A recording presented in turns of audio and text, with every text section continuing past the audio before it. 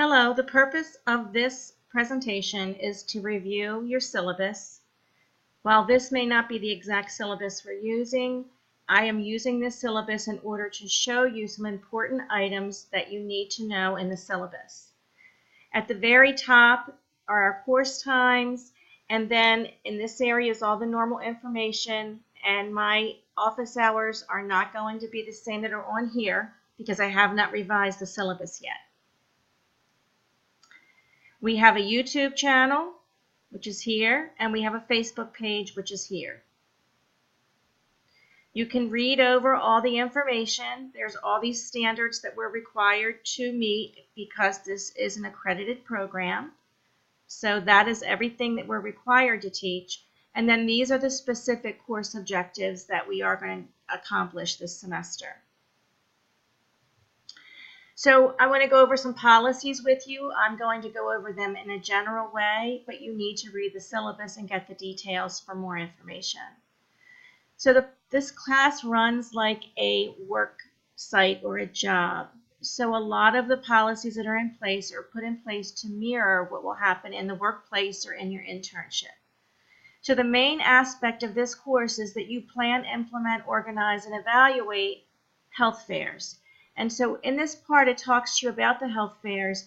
And if by chance you cannot make one of them, you would lose, right here it says 50 points, unless it's a documented excused reason, which at that point we'd have to discuss how you're going to proceed in the class. If you cannot make any of the health fairs, then you need to see me because you cannot take this class if you cannot make the health fairs. So what we have here is that discussion, attendance. This is the attendance policy for class, and it applies to the meetings. In this class, we usually meet one day a week, and the other day is assigned to group meetings. You are placed in groups based on your availability to meet. That's one of the criteria. Everyone in your group will have common meeting times. So there's absolutely no excuse to miss a meeting, just like there's no excuse to miss a class. So you're expected to be at every class and every meeting. And when that happens these are the policies. If you are late to class, you're allowed to be late once, fewer than 10 minutes, and this goes for meetings also. And these are the penalties that are put into place. For attendance, you're allowed to miss 2 classes or meetings total, not 2 of each, but 2 total, before there's any penalties. If you have documented reasons for any of this that are excusable per TU policy, then you don't receive the penalty. But if you are missing class or late for an unexcused reason, like your car broke down, then you do fall in this policy. The reason you are allowed 2 absences and 1 lateness before it counts against you is that would be similar to what it would be like in the workplace. In the workplace, you would have personal leave or some type of leave that you could take. But in the area of a semester, you certainly wouldn't take more than 2 business personal days at work. So that's how this is set up. That's how the criteria were developed.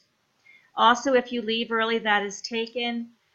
I take attendance every class, and because you're in groups, it's easier for me to take attendance. I also announce who I'm marking absent during class. So there's no reason for anyone to say I was there, because if I announce I'm marking you absent and you're in the room, I would think you would say, no, I'm here. So these are specific policies and examples of how that works. These are the TU policies on excused absences. One of the most important items is highlighted in yellow, and that is if you are absent, you need to get me documentation of an excused absence within 1 week of the occurrence. If you were missing work because of a funeral at a job, you would let them know beforehand. If you were sick and had to go to the doctors, then you would bring a doctor's note when you came back. If you are sick and don't go to the doctors and you miss class, that's one of the 2 days that you're allowed to miss with no penalty. But the key issue here is that you cannot wait until the end of the semester to hand me 10 notes. The notes are due within 1 week of the occurrence, or they don't count and your absence is just marked what it is. You will see attendance marked in your Blackboard grade book so that you can see what I have marked for you. If I have you marked incorrectly, you need to see me within a week of me posting it so we can get it straightened out. Participation and conduct, you can read over those yourself, but this is a group class. There's lots of group work, so if you're not here, not only do you hurt yourself, but you hurt your group. It's a huge deal.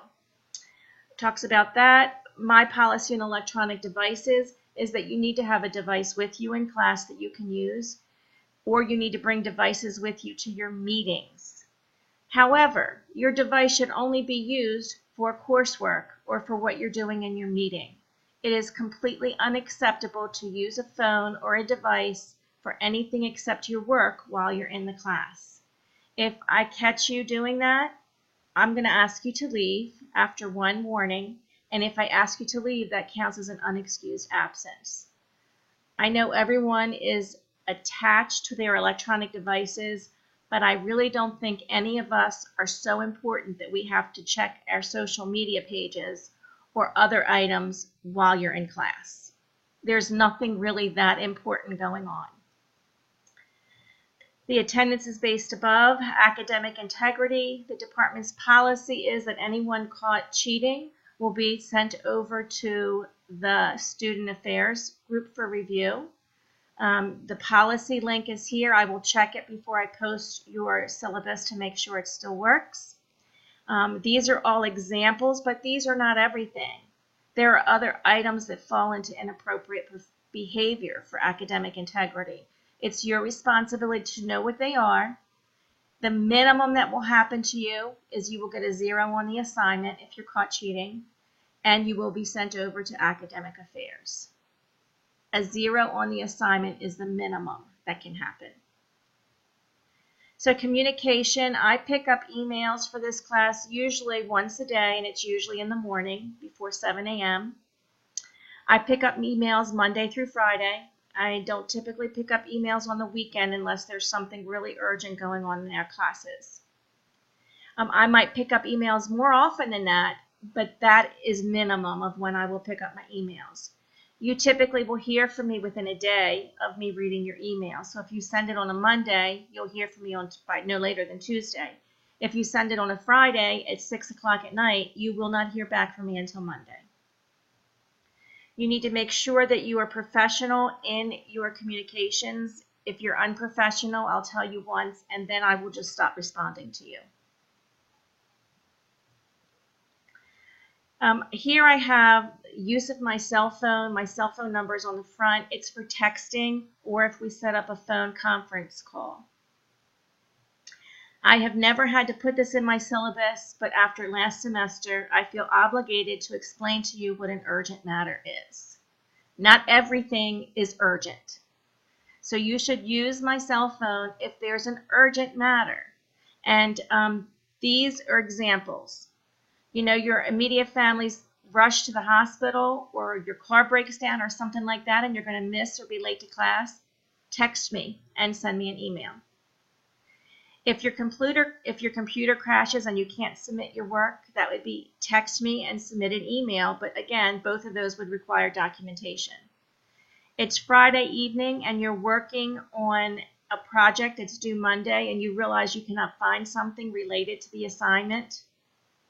Make sure you check for it before you text me. Last semester, most of the students in the class would just say, I'm going to text the teacher. And it would be right in the syllabus or right in the lesson. So I don't mind you texting me for urgent issues, but I expect you to check at least 2 or 3 places before you text me or email me. And the other reason to text me is that you've sent me an email about something like the items above, and you just want to say, could you please check your email?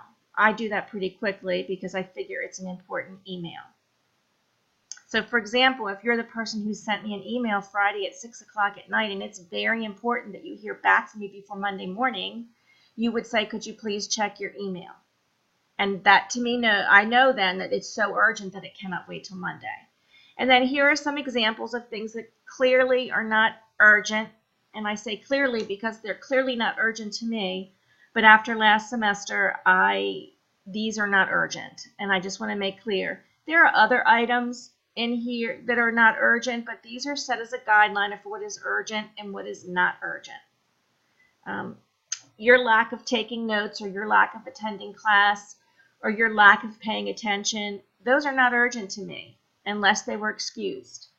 If you just don't pay attention in class, that's not urgent to me. It may be urgent to you, but it's not urgent to me.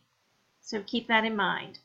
I don't have to give you my cell phone number. I do it as a professional courtesy because this is such a high-stress class. But you need to use it as a professional and not use it like you're asking your mother every little detail of what you should do. If you're rolling your eyes, that makes me very happy because that means you're not going to do what the students did last semester. This is very important also, and that is all papers that are late are deducted 25%. 1/4 of your grade goes away for each day that it is late. Lateness in this class has a severe penalty. There is way too much work to do in this class to be submitting assignments late. If you submit an assignment late that's related to the health fair and it's past what we're doing, there's really no reason to even turn it in. So that's why the penalty is so strict. There are the course grading with very specific. There are things that I accept late and things that I don't accept late. So if you can't get Blackboard to work, this is the 25%, but here in this one, if you can't get Blackboard to work, it says to email me the document to timestamp it to show me it's done, and then get it in Blackboard as soon as possible. And when you submit it in Blackboard, leave me a note that says, I sent this to you by email to timestamp it. It's the same document, but I had problems getting into Blackboard. If you do not write that, I'm marking it late and I'm not going back to fix it. It's extremely time consuming to go back and forth, back and forth. If you are requesting lateness for an assignment and you requested an approval was given, then when you submit it, you need to submit it and leave that note again. What this says is you have to request a late assignment being submitted 3 days before it's due. Do not text me the day it's due, 5 hours before it's due, and say, could I have extra time? I may not even answer that email or text message. 3 days before it's due, you should know if you're falling behind or struggling to get something done. When you submit your request, you should tell me that I'm requesting that I submit it by this day and time. If it's reasonable, I will send an email back that says approved. If it's not reasonable, I will send you back an email that says, how about this? And I'll give you a better date. If you do not give me a time frame, I'm not going to approve it. You must give me a time frame. That has to be on you. This tells all about that. And then here's the other key point. If lateness is approved by me and you're granted an extension, you must leave a note for me in Blackboard because I cannot remember what all of you are doing. On any given assignment, people do request extensions, and almost always I grant them, unless there's a pattern of behavior, and then I do not. So this tells you that everything's in Blackboard. If you've had me before, you know I do this, but this is the way all documents have to be saved. If you don't save them this way, you will lose points. The purpose of this is I'm trying to teach you how to organize your files so that they're easy to find. Most workplaces will have a designated way to save files. I've also had interns come back and tell me that when their supervisor sees how they save files, they actually start using this process. This is designed for you. So if you're using a Mac computer and you save it in that program, and then you just convert it over and you're not saving it like this, I can tell that when I open your document. But you're only hurting yourself. This is designed to help you. So if you choose not to do it and it's caught, you will lose points. So make sure you do this. Speaking of Macs, the university provides you with free software, whether you're Mac or PC, for Microsoft Word, Excel, and anything Microsoft related. I highly recommend you download it and start using it. It is extremely unwise to use the Mac programs and try to remember to convert everything. If you turn in something that is not in Microsoft Word, I will not grade it, and it will be a 0. I'm not going to send back a notice that said, hey, you forgot to convert this. Again, a huge waste of time. So there it tells you about the 10%. Here's why you're doing it. Students ask about how to get an A or a B in this class, and this is the key issue. If you state the facts, you just spit back facts to me, and they're 100% perfect with no spelling or grammar errors, you will get a C on the paper. This is an upper level class, and I should see critical thinking in what you submit. So you will find that on your scoring rubrics, if all you do is spit back facts, and it's perfect with no spelling and grammar errors, no APA errors, it comes to a C. As soon as you do that and you start missing information, information's wrong, or you have spelling and grammar errors, your grade drops instantly to a D or an F. So you need to keep that in mind. I think the directions are pretty clear on how to get the best grade possible, but if you don't understand it, please ask. Here you see I don't round up grades, and I always use this analogy because people get it. Imagine it's Sunday and we're playing football and the Ravens only need 1 point to take the lead.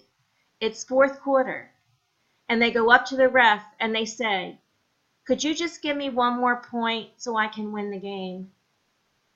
That would be ridiculous, because why would you ask for an extra point that you did not earn?